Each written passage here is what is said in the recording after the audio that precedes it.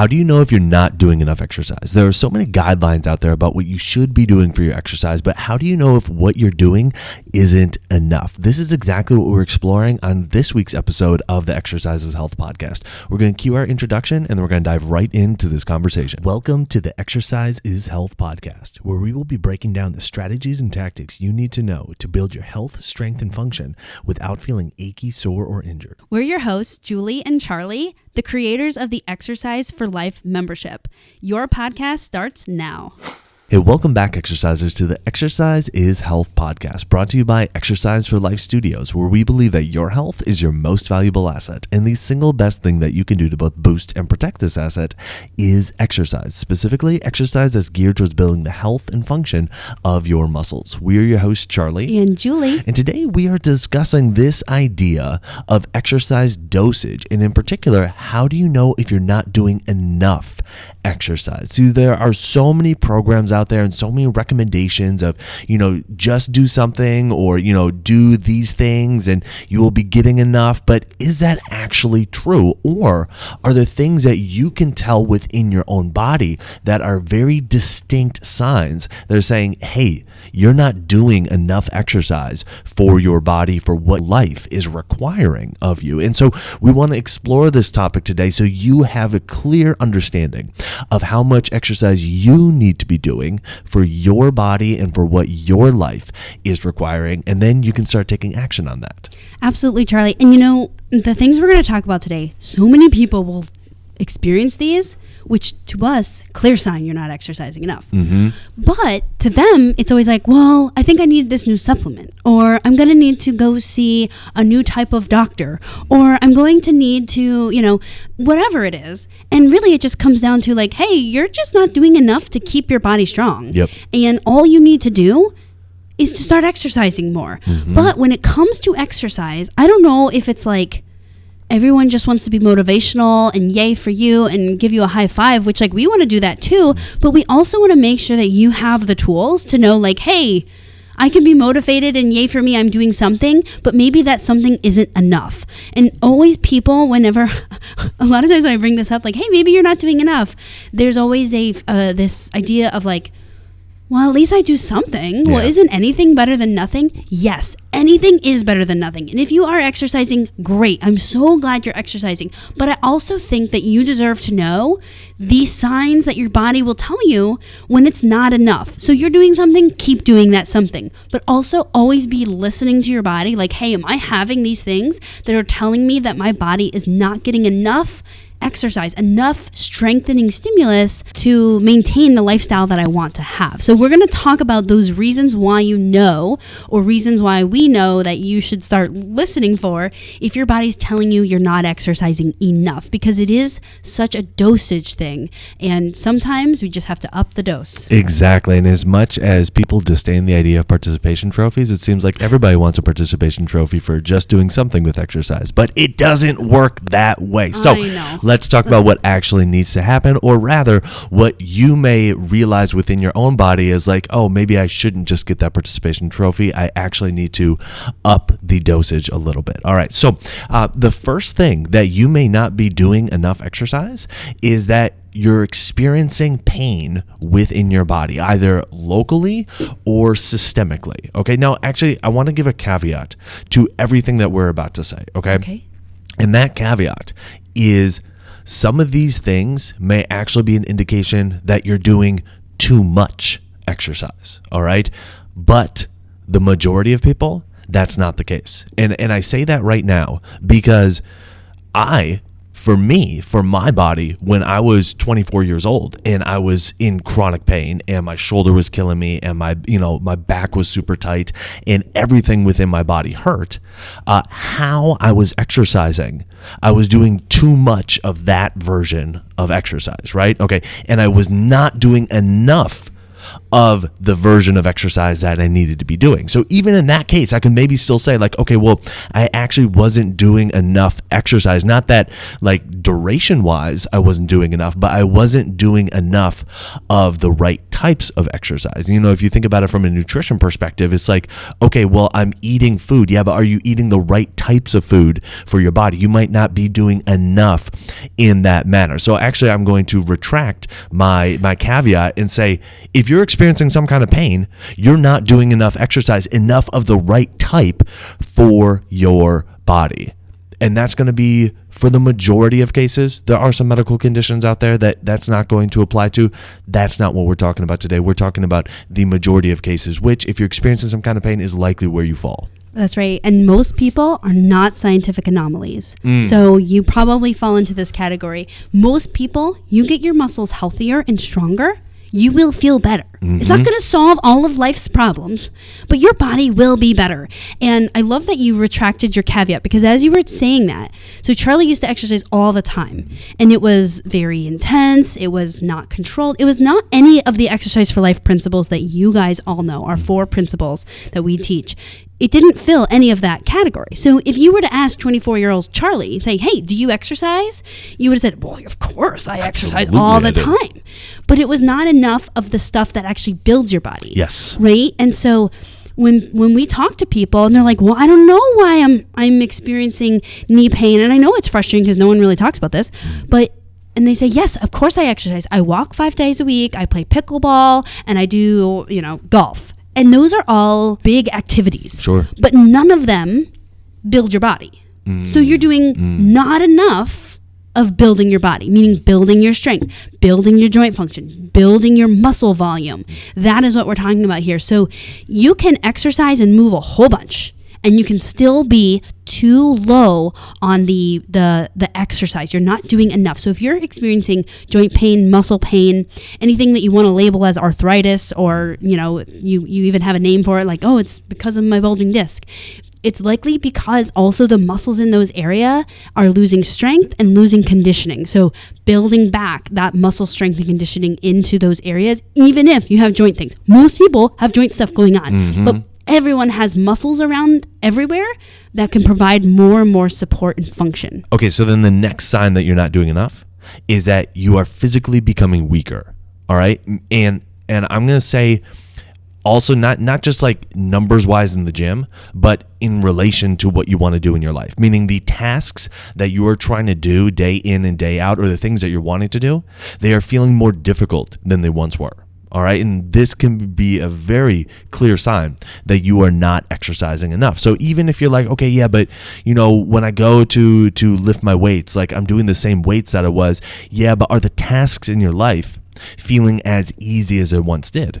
And if they're not feeling as easy as they once did, then that is a sign that you are not exercising enough. So Charlie, I just had this example come up in real life where one of my clients was explaining to me the things she does in her daily life.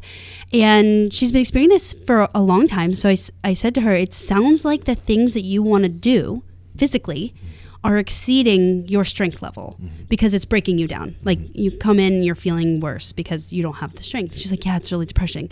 So I said, hey, well, why don't you think about starting to add in some strength training? That's the only thing that can help your strength is if you practice your strength, keeping your strength.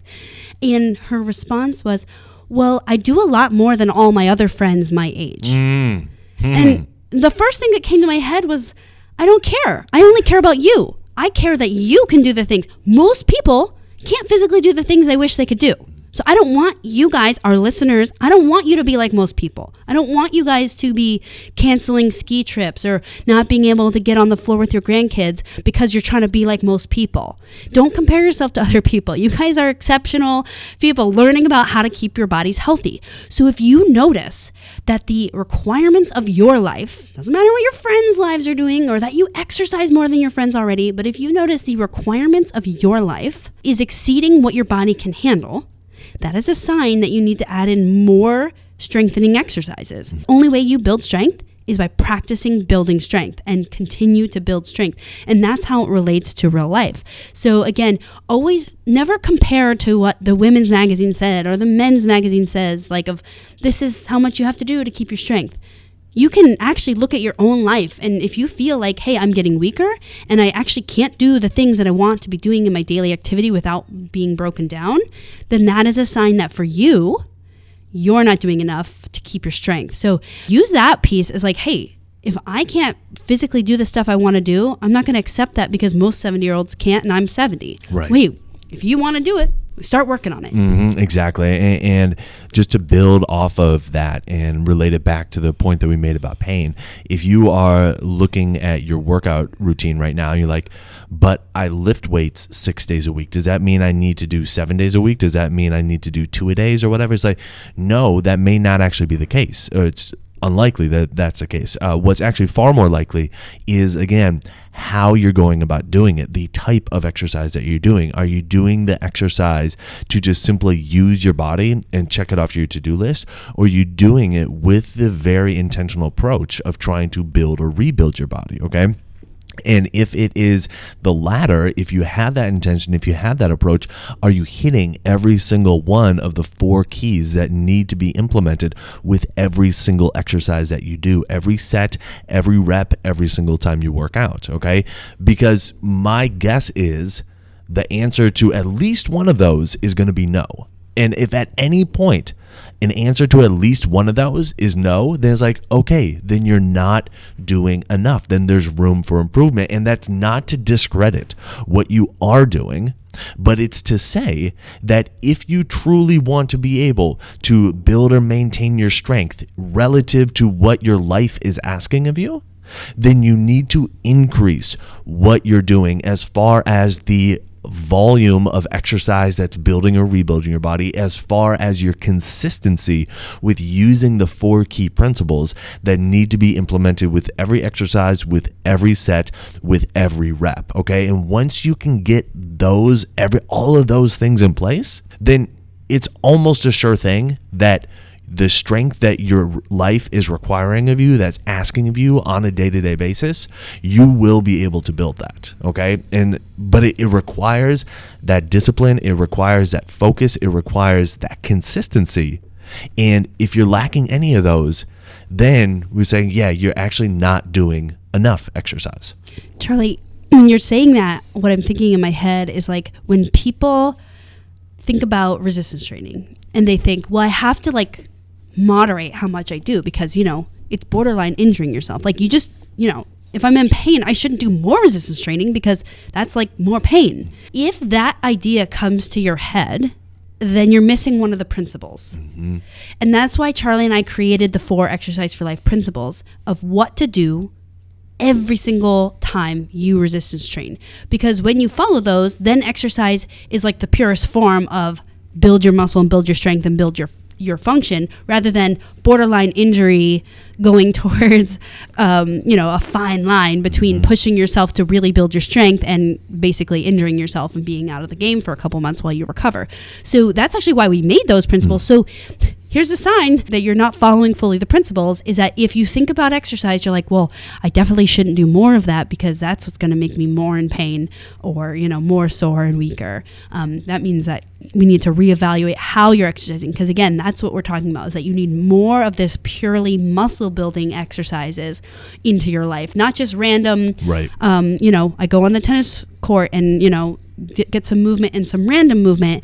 It's the same. People can go to the gym and do random movement type things with resistance training.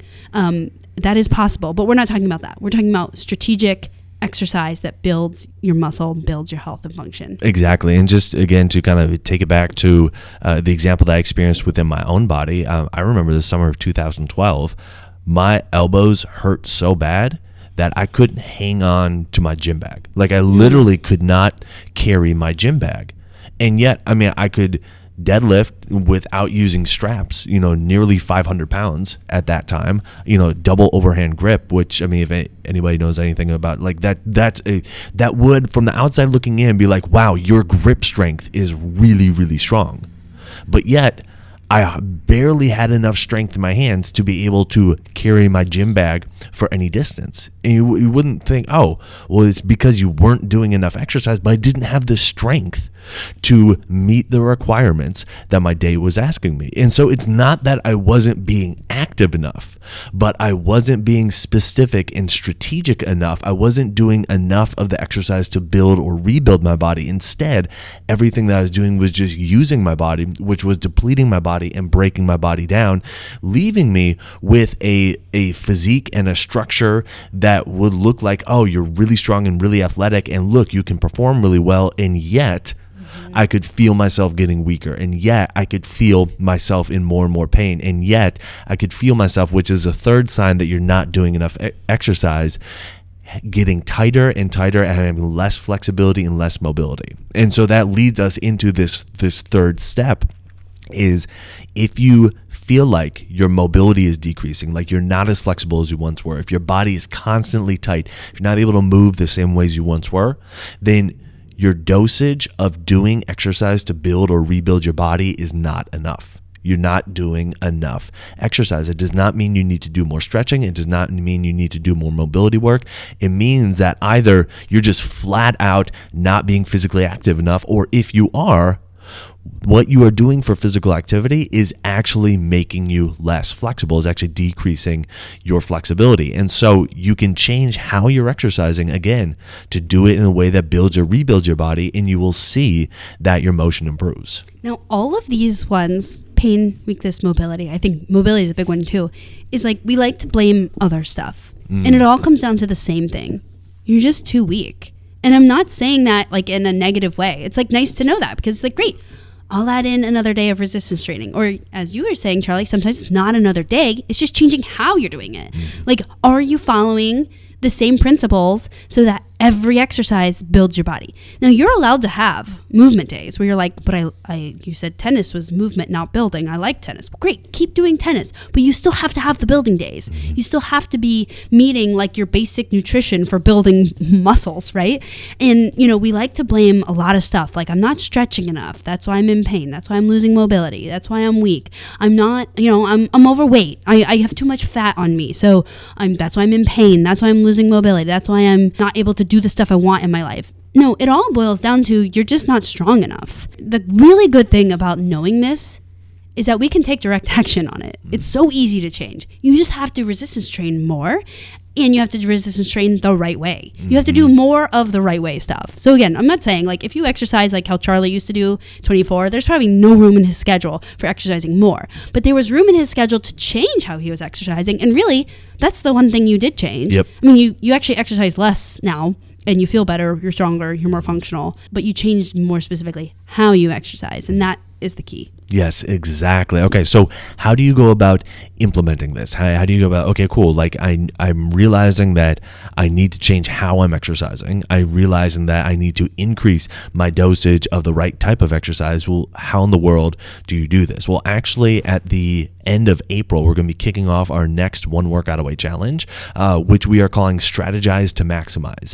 And when you sign up for the Exercise for Life membership as a premium member, you will get access to that One Workout Away Challenge completely for free. So you get all of the live workouts that are included, as well as all the information and everything else that you'll be learning in this Strategize to Maximize One Workout Away Challenge, as well as everything else that is included within the Exercise for Life membership. And you will be getting specific guidance from us on what you should be doing for all of your workouts during the month of May, so you know without question that you will be getting in enough exercise and enough of the right kinds of exercise and how to do the exercise correctly. So all you have to do to get registered, not only for this upcoming One Workout Away Challenge, but for the remainder for the One Workout Away Challenges for the next year, as well as access to an entire Exercise for Life membership, is go to www.exerciseforlifestudios.com/membership. There are the two membership options, a monthly and the premium, but as a premium member, that is how you will be able to get access to the entire One Workout Away Challenge, the season pass for that, all of our live workouts and everything else that comes along with that. So again, it's www www.exerciseforlifestudios.com/membership. Something really cool that we're going to do in the One Workout Away Challenge. And so it actually starts on April 30th. So you have to sign up before then so that you can get in on the group. But one thing that I'm really excited about is we have rolled out something called the Exercise for Life track. And what this is doing is we want to show you how to safely resistance train. Number one, we're going to review the principles of like the things you need to change. But then we're also going to show you how you can weight train at a minimum of 4 days a week. And most people don't do that. Most of the time because they're exercising incorrectly, so then it's just not possible for them to be recovered enough to exercise more frequently than that. But also, most people don't think that 4 is possible because it seems like a lot of time. They're not sure what to do. And again, most people exercise in a way that's not making their body feel better. So they need multiple days off in between. So anyways, that's something I'm really excited about. I know a handful of our members have been pumped about that. They've been loving, we just rolled it out 2 months ago. We've had phenomenal feedback. But again, we want to show you that this is possible. We do it all the time. And when people hear about it, like, no, not possible.